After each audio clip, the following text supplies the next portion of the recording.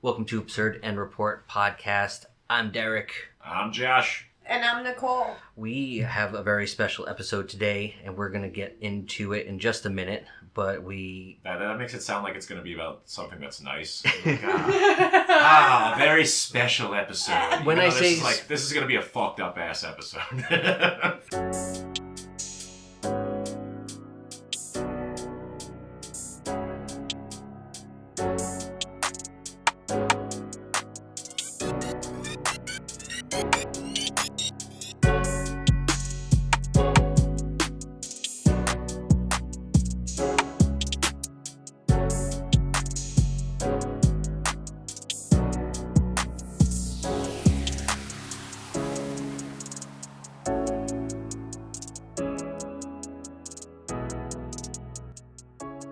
What have you guys been up to? I've been watching movies. I've been stuck in the house. The new round of COVID, the Delta variant. COVID-2, electric boogaloo. I just want to show you, I brought my hand sanitizer because I'm not fucking around. Yeah. So if anyone needs to wipe their butt with their hand, you can use that afterwards. Look, you get your own. So I got I broke down and got an HBO Max. I love HBO Max. Subscription. Why did you say it like that? I really am just obsessed with HBO Max. There's so many good shows on there. And if anything, just for the new Suicide Squad movie, because I wanted to check it out, and I knew it was going to be there, and I knew I wasn't going to go to the theater to see it. Alright, so today we are talking about Pazuzu Algarad, who, if you don't know, is let's see the checklist. Is that his Christian murderer, name? Cannibal, Satanist. He's a Nazi. Yeah, I guess there's some Nazi stuff thrown in there. Why not at this point? Why not? Why not just throw that in the mix? Because he's got every other shitty personality trait. But essentially, this guy committed a decent amount of murders that they only caught him for a couple of them. Two, I think, in total. One other one he was kind of connected with. But we're going to tell his story, how he got to that point and what ended up happening to him. But his real name is John Lawson. Obviously, his name is not fucking Pazuzu Algarad. I don't know where the Algarad part of his name comes from, but Pazuzu it's like an ancient Mesopotamian god originally. It's the king of demons. The description I found says it's the king of demons of the wind, brother of Humbaba and son of the god Hanbi. So then they that god represents the southwestern wind and drought. And it's also the term Pazuzu, if you've seen The Exorcist. Right. The main demon inhabiting the girl is named Pazuzu. Would it be safe to say that that's where he got...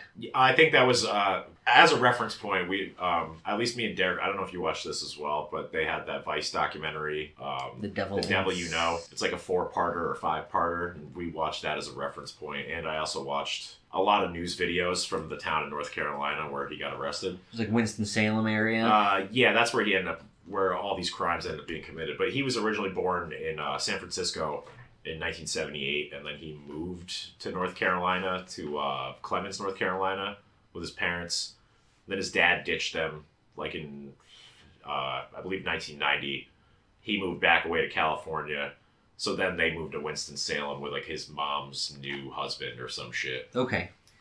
So she was married, or boyfriend? Yeah, she got remarried to a guy from Tennessee, and they ended up moving to Winston-Salem. And that house that he committed all the crimes in was that guy's house, was the stepdad's house. Okay. So that's another thing I didn't really, maybe I just don't remember it from the documentary, but I don't remember them really talking about what happened to that guy that actually owned the property, the stepdad.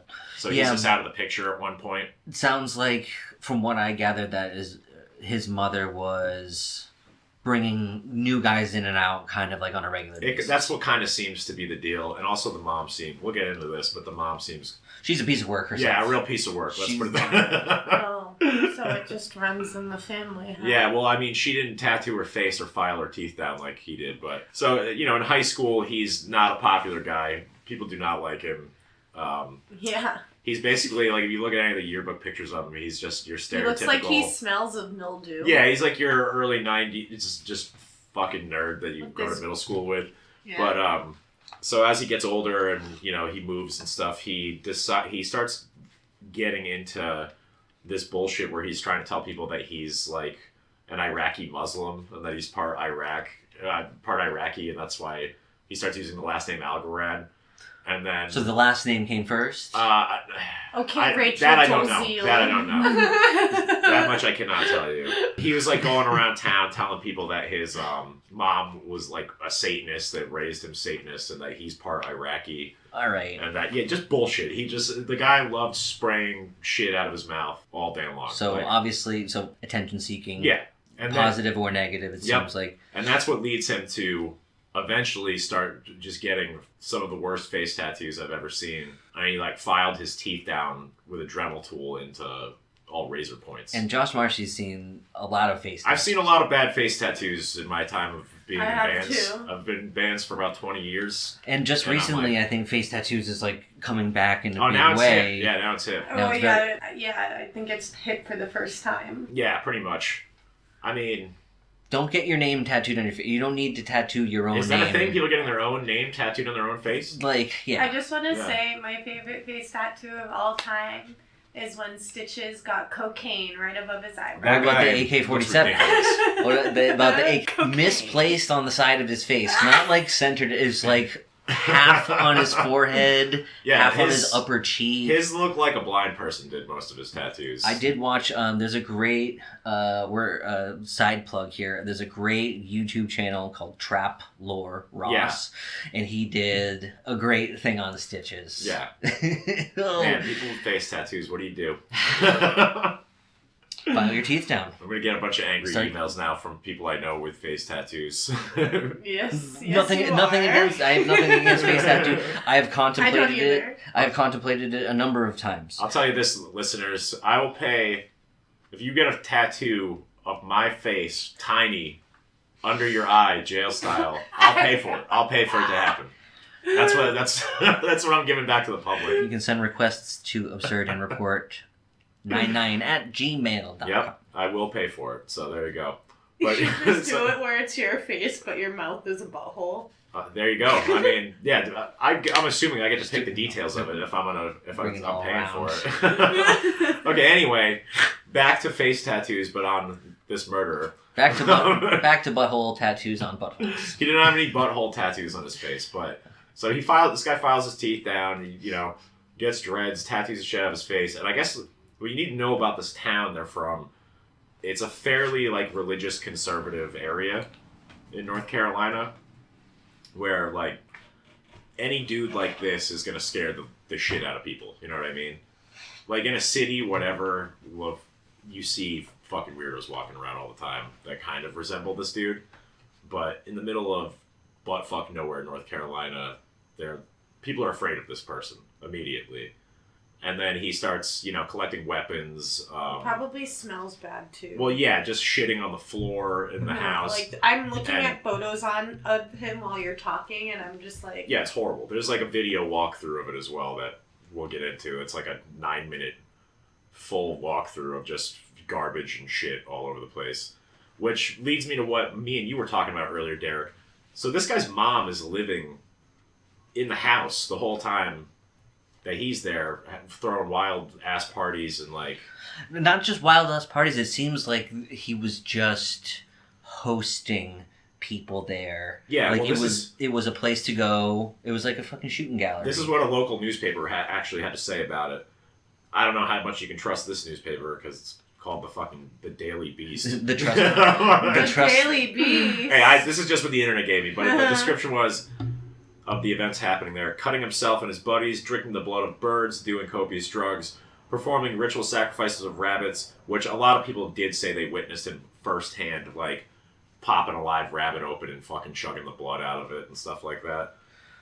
Was like having a bunch of weird like shit and piss orgies, and then pretty much letting people do whatever they want in his house constantly. Yeah, I mean, once the shit and piss orgies kind of a regular thing. You can only go up. You can only go up. Here's the thing. Like, The wheels come This off. this is saying that there's more people who are into just like shitting on the floor and pissing, and they have fun with this guy who shits They on talk the about floor it in and the doesn't documentary. use his toilet. But I think from our research that we've done on like, you know, cult leaders and serial killers, we know that like that could be just like another like fucked up like system of like control or like a way to assert dominance or like just like to make them think he's more fucked and crazy than he actually there's is. a lot of serial killers that don't shit on the floor. Yeah, but this is some of this guy's. What you're saying completely matches what he says some of his primary influences were, and this is from him: Charles Manson, Anton LaVey, Aleister Crowley. Now, if you know anything about Aleister Crowley, obsessed with poop, and just buttholes. But he was also into some freaky shit. He was definitely into some kinks. Yeah, Aleister Crowley had lots of kinks going on. Yeah, he ain't kink shaming here. Okay. No, well, if your kink is pooping on the floor, then we are kink shaming. I also I don't know. I really could be making this up, but I think he's into sounding. What sounding? What is that? Right. You know what that is, right? I do not. I could be using. And I'm not Googling it. Yeah, you're gonna get this guy on a fucking flag. It's when you gauge your pee hole. Kids these days. I could just be making this up. I do not, man. That's something I do not need to gauge. I remember the first time I saw a sounding set. It was here in Providence at Sister Mister, and I was like, or is it Mr. Sister? I don't remember which way the sign goes. Yeah, it's on Wickedon Street. I remember being like, "What's this?" And they explained it to me. In my whole mind, I was just like clenching. You're like, "No, my pee hole." I was like, Why? Well, it said he got into those specifically after. He went really far with this Islamic faith thing, where he was just trying to convince everyone he was like an Iraqi Islamic terrorist of some kind. Right.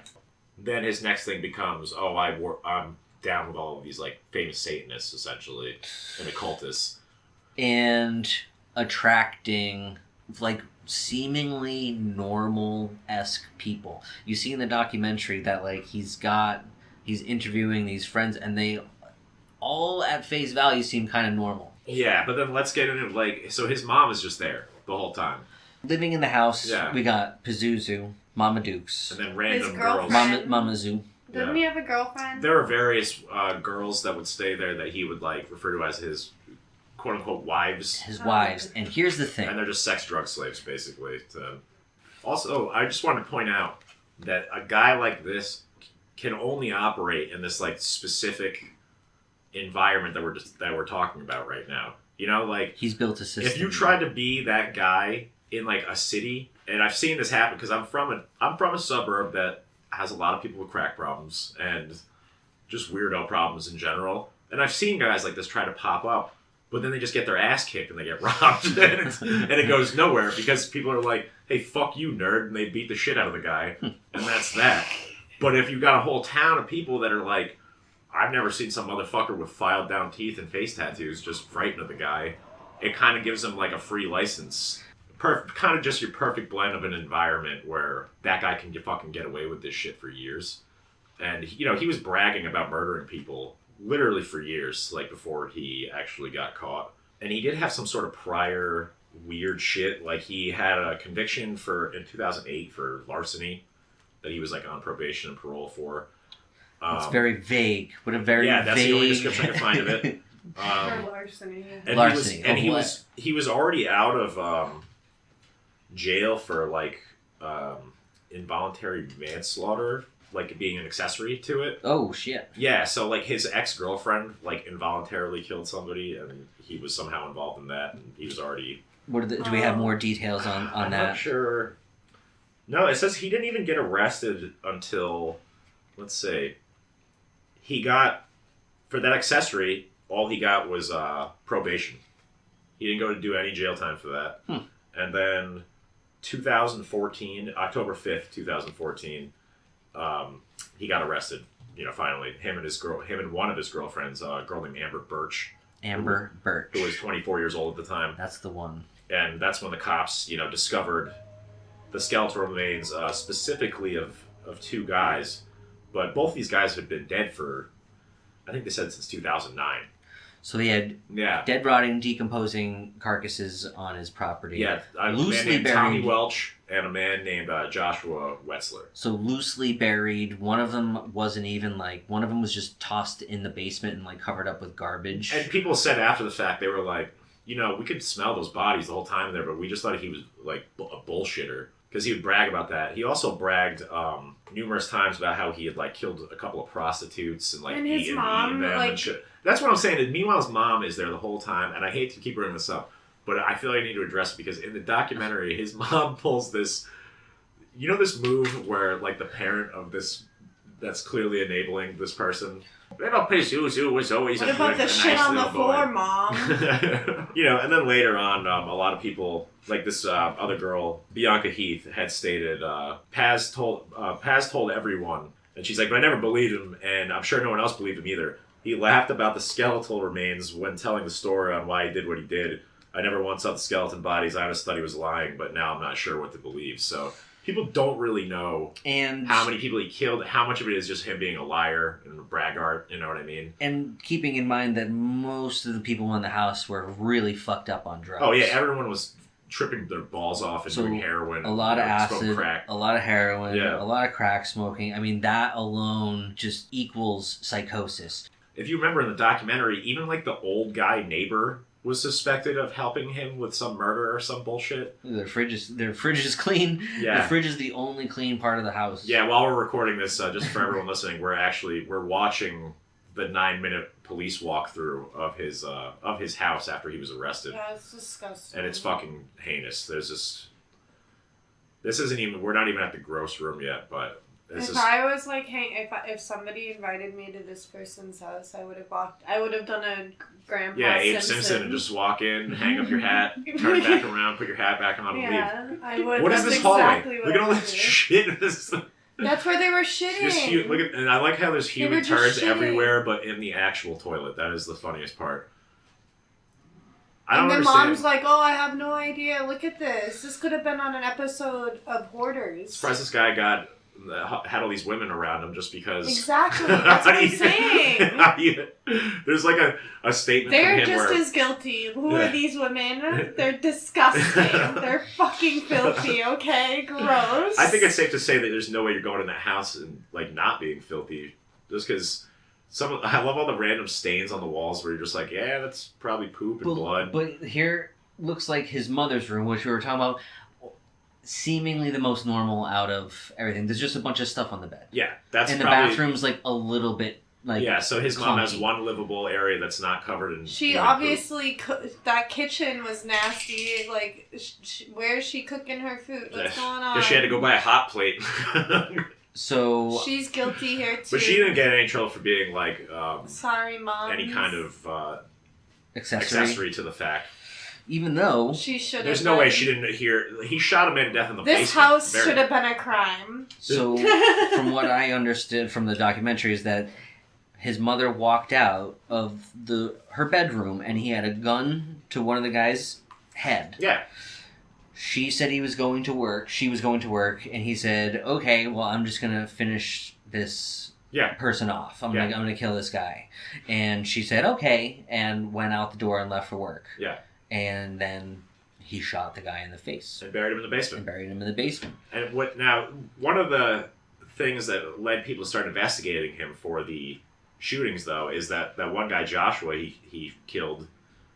That guy had a family and was a normal guy before that stuff. And that's another reason why I was convinced that some of these people were familiar in my life somehow, because he looked like a normal hippy-dippy dude. Yeah. That would be at a festival with a hemp necklace with the fucking glass. And it was some crap he had been fired from his job, and then so he started selling shrooms and weed, and then he accidentally sold it to an undercover guy, and then got an even worse sentence, and then he just kind of went off in a drug spiral and ends up hanging out at Pazuzu Algarad's house, who they still don't really know why he killed him, right? It was just for fun. It was so he could just prove that he did it. Yeah, why do no one knows why madmen do what they do? But the cops literally went there to investigate it years before, and barely investigated anything, essentially, and just left. Yeah, because cops are useless. Yeah, well, also, part of that documentary goes into the fact that it seems like the cops were kind of afraid of him to some extent. You know, like it's still a small town. The whole this isn't a giant town we're talking about, and everyone is just fucking scared of this dude. Everyone knows he has a ton of weapons. Because remember they talk about how they're at a party at his house and they like open the stove. And there's just guns. There's guns and machetes and shit like that just filling the whole thing. So, you know, they which the gunman doesn't usually like anyways. Basically, when they investigated the first time, they walked right over the fucking grave and didn't even investigate it. That's what these holes are in the video, is the graves. The graves, like he didn't like he said, he didn't even walk 10 feet from his house. Yeah, which you must be able to smell the body through the ground at that point. If you're only throwing a foot and a half of dirt over some bullshit, there's no way in hell that like occasionally you're not having to rebury some bones or anything it like looks, that. You know, the property itself looks like, you know, like in I Am Legend, when like nature's taking back like the city. What, you think Pazuzu's out there mowing his fucking lawn and he's out there with the hedge trimmer? Like... No, it's the definition of unkept. Yeah, so I used to do a lot of landscaping. Give me a heart attack. It looks like a trash pile. So, you know, him and Amber Birch both got charged with murder. And I think he was in jail for about a year-ish, something like that. He was sentenced? He was not sentenced because... For shooting this guy? Yeah, for multiple homicides and all that stuff. So they had him in custody, obviously, for about a year. And then I believe it was the day before he was going to get sentenced. Because his girlfriend got sentenced with first degree murder. Like, she took that charge and went to prison. Before his sentencing, he ended up gouging his arm open in the jail cell. An actual statement made by an officer that went in there. This is what he described: broken glass and sharp instruments everywhere. Everywhere. Literally everywhere. People all right. They're just trying to sing a Fat Boys song. I didn't even get fucking one sentence into it. Okay, so broken glass and sharp instruments everywhere. Hundreds of flies, dead and alive. Said decayed animal parts and remains laying all over. And they said animal cages with carcasses stuffed into them, which I didn't see in the video, but I'm going to assume they didn't show his whole house in the video. And then they said they noted a quote-unquote dried blood-like substance on most of the walls. Most of the walls. Which, blood-like meaning it's... dried blood. Blood and feces, yeah. And then we were just talking about how also he wouldn't bathe or something like that because he thought it stripped his power off of him to take a shower or something like that. So it said he would only bathe for once a year. I hate him. Not brush his teeth. I hate him so so you don't want to match. You're telling me you don't want to match with Pazuzu Algarad on Tinder?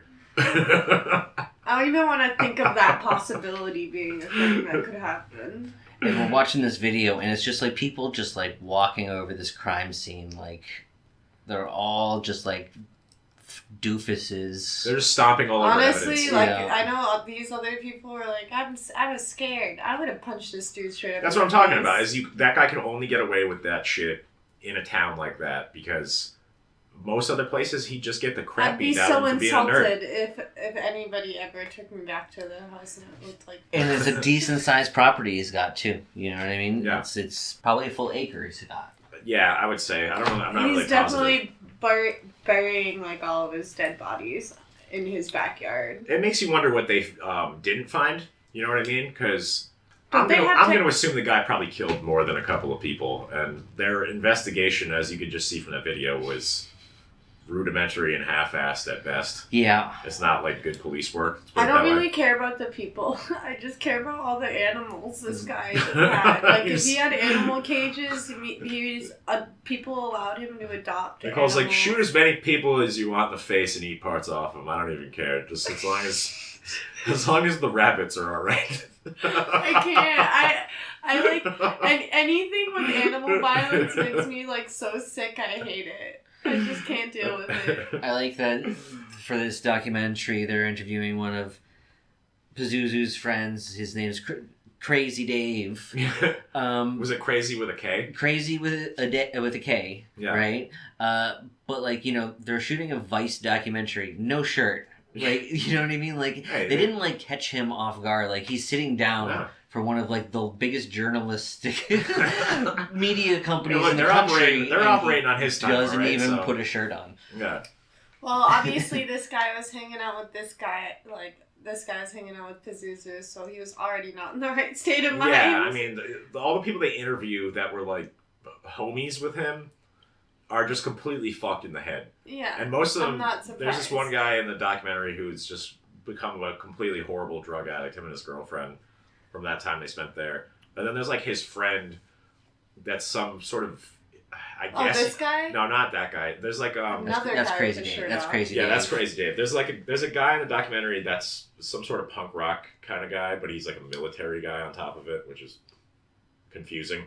Yeah, this guy's completely boned in the brain forever, essentially. Why? What's up with this guy? The guy with the lip ring and the emo haircut. He's the guy that woke up and just like started shooting up. Yeah, he's just a junkie now in the documentary.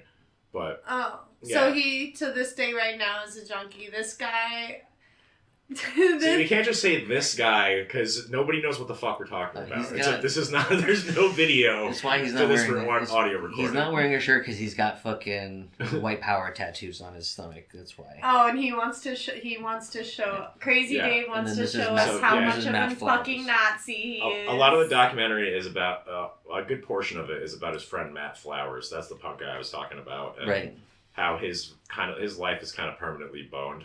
The experiences of hanging out with Pazuzu and doing drugs and alcohol. All of these people in the house, they just look like fucking a bunch of like scruffy, like crusty hippies. Yeah, and they're like, I don't know. Crazy Dave looked like he could hang out with Gigi Allen. For sure.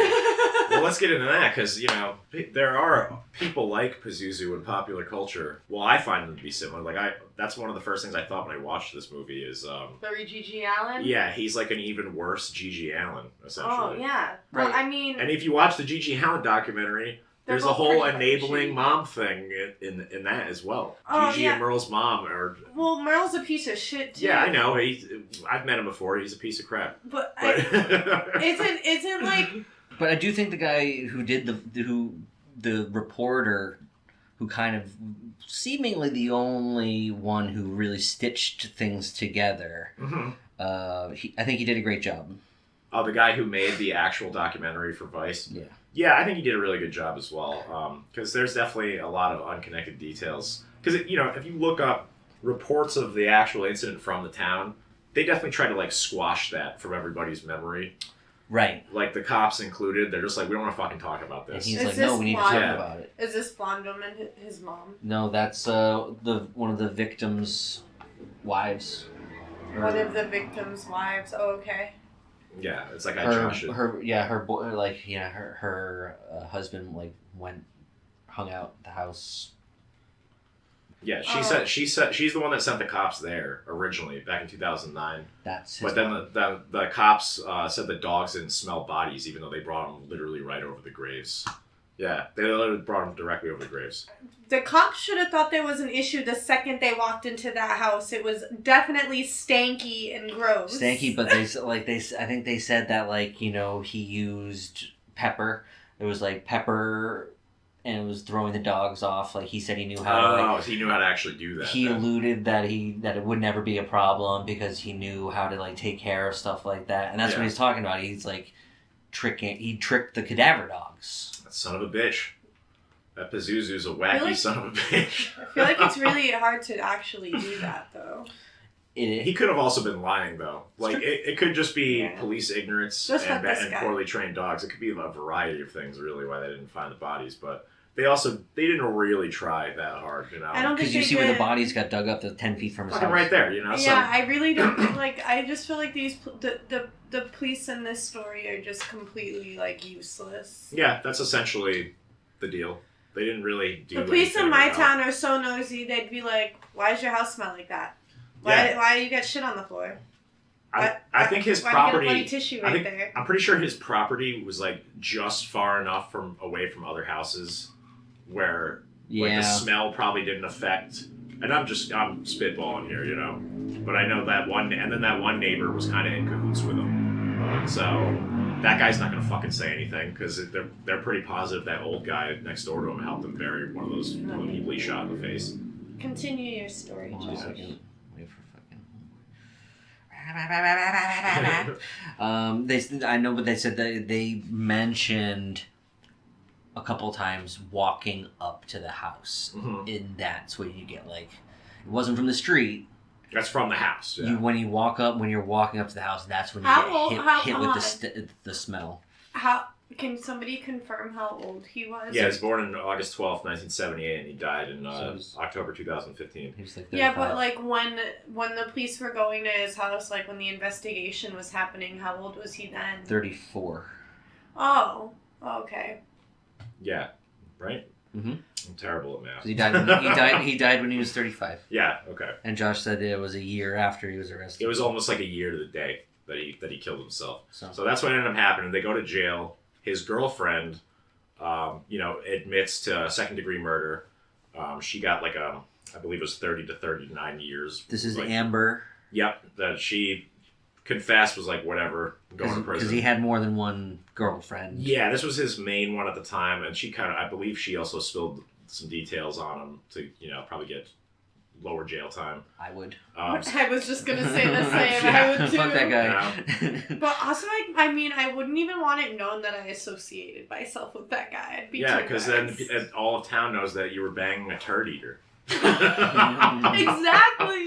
For the rest of her life. That girl's, if she lives in that town, people would be like, yo, that's the girl that fucked the tattoo-faced turd eater. She got McAfee'd. You telling me she wasn't scoffing down a couple of turds in there? Let's just say Scatman's her favorite song. She was probably eating his butthole. Some unwashed Pazuzu butthole for a year strong, yeah.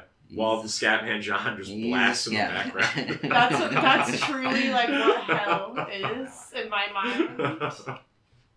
So, the day before he was actually going to get sentenced, because he'd been in prison for about a year before his actual trial was supposed to start, gashed his own arm open in the jail cell and killed himself. They didn't know how, right? They say he chewed his arm open? Some bullshit like that. I'm trying to remember how he actually did it. Because I'm going to guess he didn't have any like implements or anything like that on him. But I know that he hacked like his veins open essentially. I've been in a jail cell, and if you're in a jail cell and you're intent on killing yourself, you'll find a way to do it. Yeah, you'll figure it out. You will. I mean, like, do they give you? I mean, you know what I mean. I won't get into it. It's just going to be more painful than most other ways. Yeah. But I'm sure it wasn't fun to do that. But, he didn't... You know what? He was also a self-mutilator already. He's a self-mutilator. So he probably wasn't, like... Not socially adjusted, looking down the barrel of prison, which is very structured. And he was definitely going to be going to jail for the rest of his fucking life. Right. There's no way...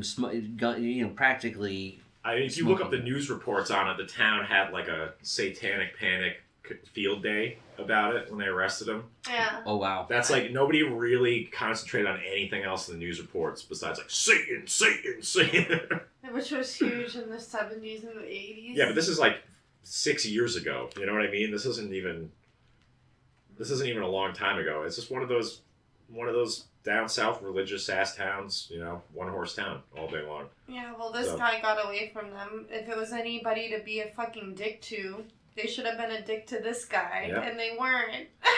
Yep, Jesus made them afraid of him. But then they bust in John Rambo's balls just for walking down the road. You do know that John Rambo is not real, right? It's a documentary. It's a documentary about his life.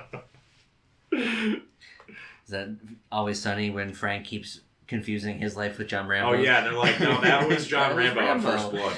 It's like, no, that was They hunted me through the woods. I had to take them all out. It was a bloodbath. But, it's weird to me that guys like this, they do have like a core of people that are attracted to them. I hate it. And I don't know what it is. It's a lot of things. Like I think Black it's just magic, bro. It's just the straight up weirdo element of it. He's not the first one, and he's not going to be a last one. He might have been. I think he was the first person that a lot of them had ever experienced like that, and that's why they're attracted to him. There's something. No, there's somebody the for everybody in had, this crazy mixed up world. The Night Stalker had his fair share of people that just were. It just confused women that sent him love letters. That's right. I forgot about that. Yeah, and he's not the only one. Charlie Manson was like a fucking batting him, taking his pick from people that wanted to marry Ted him. Bundy. And Charlie Manson is 3 feet tall with a fucking swastika carved into his forehead. And I did watch some Charlie Manson interviews the other day. Very interesting. I mean, he's a similar type of guy as well, though. You know, like he does. I don't like an the eccentric, cut of his but I don't like. Yeah, he's too small and scrawny. Thinking of things. Yeah. Where he said they're like, who is Charlie Manson? He said something like, slick as a razor, it'll cut you if you get too close. Some fucking shit that he's been thinking of. This is what I'm gonna say when someone asks me this question. You know what I mean? And he's just sitting in the jail cell pining, such an attention whore. Yeah, he's such an attention whore. That's all he wanted. There's definitely a montage of rants from him on YouTube.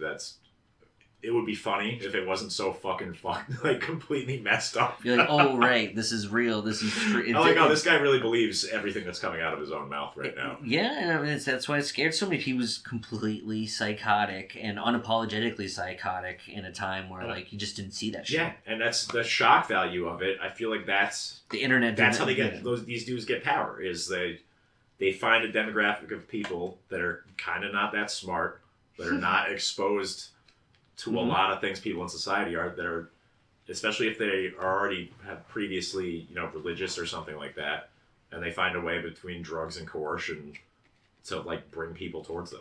And I'm telling you, I'm gonna bet that it all stems from the festival hippie jam band scene. I'm down to blame it on that. That's where my. I mean, they said Pazuzu black metal and stuff like that, but I mean, I saw a lot of black metal. Metal fans at these festivals. Ah, well, that's surprising. I know. Yeah. I was wearing a ceremony shirt at one festival, and a dude walked out to me. He was just like, "What are you doing here?" He's like, "Please talk to me, so I don't have to talk." And to he was fish wearing fans. a shipwrecked shirt or something like that. Oh yeah, and we were shipwrecked AD. Yeah. Yeah, it was at a disc golf festival. Basically, hell on earth. For me. That's a weird fest. Yeah. Something really weird happened to me when I was in Los Angeles this time around. We were walking around and a bunch of random people that I assume were homeless were wearing Dark Throne shirts. Okay. Just a bunch of random people wearing Dark Throne shirts, people that didn't look like they would be ever associated with Dark Throne. Random homeless people. Maybe the record shop donated all the Dark Throne shirts. Honestly, that's what it sounds like. It sounds like somebody donated all their Dark Throne shirts to Savers or some bullshit. That's what I thought too initially, but it was just weird. But I was like, wow, I've never seen so many Dark Throne shirts on the Sunset Strip. It is weird though that there are similar archetypes of people that also can do positive things though as well. You can take that, and if you steer it in the other direction, you can not be a piece of shit. Mm-hmm. And I thought a good example of that was that documentary about Edwin Borsheim, the guy from the band Kettle Cadaver. It's called Dead Hands Dig Deep, and I'm not going to fly into a whole review of it or any shit like that right now, but it's essentially another guy who mutilates the crap out of himself. That's in he has a band to focus his shit on, though. So he's the front man of a band. Where's the band from? They're from Temecula, California. Okay, so they're Cali. All right, yeah, gotcha. But it's just about how this guy, his life, he's dead now. He committed suicide a couple of years ago. But it's about his just journey of just being fucking crazy and self-mutilating himself on stage and his drug problems. But then at the same time, he's helping all these people in his community and making a DIY show spot for people, and because they have a ton of interviews with people in the movie. He's dead from mayhem. He's not a bad guy. Yeah. He just fucking wanted to die. He's just fucked up in the head and wanted to die. You know what I mean? So there are you can take that kind of personality and steer it in the other direction. Is all I'm saying. Certainly. It's more rare, obviously, but it does exist. It's easier to go to the dark side. Yeah. So it's easier to let it in than to fight it off. That is kind of true, because that's how I look at this dude from Cattle Cadaver. Is I'm like, well, this guy at least tried to not be a piece of shit, even though everything in his brain is telling him to be a psychotic piece of shit nonstop, you know? Name of the movie again? Dead Hands Dig Deep is the one about Evan Borshon, which I really recommend watching. It's a fucking really great documentary. Very cool. Yeah. Yeah, that does sound like a good documentary. Yeah. All right. So I guess that wraps up the feel-good vibes for this week, guys. Yeah, Jesus Christ. It's only because we're so good at what we do, we could make this funny. And it's really, really dark stuff. I could have made it funnier, and I could have just pronounced his name in a Cosby-esque way the whole time, because his name was a Cosby, and then everyone would be even more mad. But it does sound like Pazuzu. I did see another interesting series. This is on HBO. Patton Oswalt's his wife. Oh yeah, I know the story. It's really cool. Was basically a big true crime buff, and she took it upon herself, basically threw herself headfirst into the Golden State Killer case that had been unsolved for 30 some odd years. I love all of this. And so this story is amazing. And so super amazing. The story is amazing. It's a new series on HBO. She wrote a book that went straight to the top, #1 New York Times bestseller. The first I heard about this book was I was listening to another podcast I like called My Favorite Murder. And so exactly. And they covered it just like immediately after he was caught. And so this woman, Melissa McCarthy? No, it's not Melissa McCarthy. McNamara? Melissa McNamara? Melissa McCarthy is definitely still alive, unlike this woman. Michelle McNamara. Pardon me, Michelle McNamara. The woman who hosts My Favorite Murder, cited Michelle as an inspiration for the show. So Michelle was definitely at the forefront of true crime investigation stuff. And she solved that crime posthumously, because she died of cancer? She unfortunately died of an accidental fentanyl. Is that what it was? Oh, I didn't know that. Yeah, the name of the super random. But then her investigations led to that guy being caught. 100%. The name of the book and the documentary, I believe, is called I'll Be Gone in the Dark. I'll Be Gone in the Dark. And didn't Patton Oswalt take up some of the investigation, essentially? I mean, he was he stopped doing comedy and stuff for a minute to focus on that. No, to focus on being a dad. Oh, that's what they have a daughter, and he really just, obvious reasons. He took some time away, but I think she had started something that so many people got behind that when she was gone, it was enough to push it through and carry it over to where they finally got the DNA evidence, and they finally got it all figured out, and then they fucking found the guy where he lives, and it was 100% DNA match on him. I guess we did have one feel-good story on this week's episode then. But the thing about... It's not a new thing that happened. Hold on. It's very, it's new. It's within the last year. The thing about him being caught is that they were able to catch him not through any... this time it was special because the DNA was through one of those DNA testing kits that you get. What is it called? 23andMe, I think. It was 2016. It was somebody who was testing themselves that gave it away. It was one of his daughters, because the Golden State Killer stopped killing. They were able raping. to pick up. They were able to pick up a DNA match in her sequence of DNA. Oh wow. That's how they caught him. That's nuts. Some of a bitch. Yeah, which is fucking science, am I right? So scientists are in the background. Shit. Scientists in the background are probably just doing their little dances, just fuck yeah, we scored one for the team, because you know how many serial killers are gonna be caught now? Imagine you're a serial killer since the 70s, and you're man, I'm scot-free. I'm retiring from serial killing. They'll never catch me at this point. You're and like then 90. science just bones the shit out of you. And you're like, that didn't exist when I started murdering people. I would have never thought. You're like, God damn it, I didn't account for this. I would have done a better job hiding the bodies and cleaning guts and blood off of things. Yeah, so that's why this case is amazing. Yeah. He was definitely unaware of DNA evidence at the time. And he was a cop. Yeah, and that was the crazy And he was part. a useless fucking cop. Stupid. Boned by science. Asserting his fucking white male dominance. A rapist ass motherfucker who got boned by 23andMe. But it was a great watch. I highly recommend it. Nice Howard Dean salute. Not only that, but you just clapped directly into the microphone. No. So it was like, no!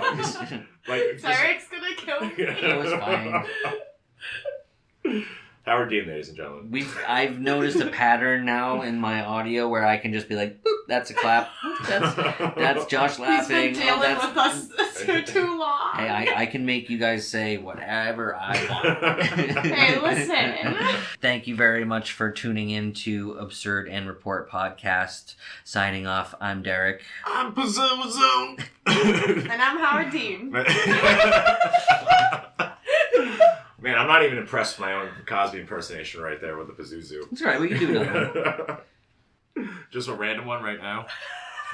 Yeah. And I'm Pazuzu! I think that was the keeper. That was the keeper. Yeah.